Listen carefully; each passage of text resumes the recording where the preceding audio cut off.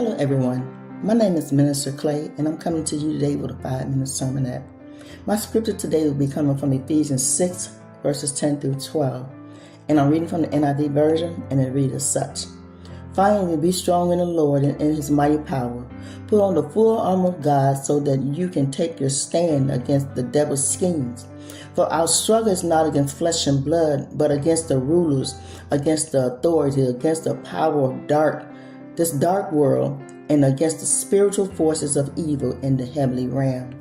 That's from the NIV version, but in the NLT version that reads, put on the whole armor of God so that you will be able to stand firm against all of the strategy of the devil. And I put a few emphasis on standing firm, because in these times we need to stand firm.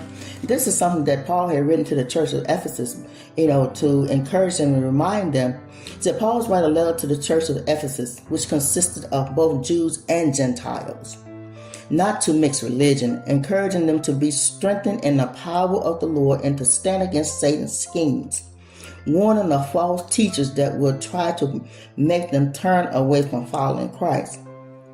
And that today can be a message to the church. This message can be given to us today because we are in a time where the world is rapidly changing, a time of uncertainty. There are shortage of things, prices of necessities are on the rise, job security are uncertain.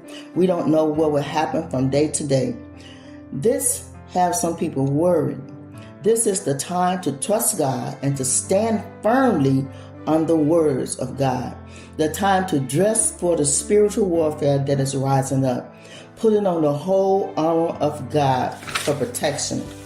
And the breastplate of righteousness, it protects our mind. The armor of God, breastplate of righteousness, shield of faith, helmet of salvation, belt of truth, sword of the Spirit, feet of the gospel.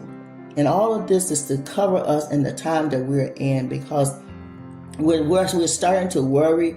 We're starting to think that God doesn't exist, but God does exist even in these times. 1 Corinthians 16:13 tells us to be on guard, stand firm in faith, and be encouraged, be courageous. And that's what we need to be today. 1 Corinthians 15:58 tells us to be steadfast, immovable, always abounding in the work of the Lord.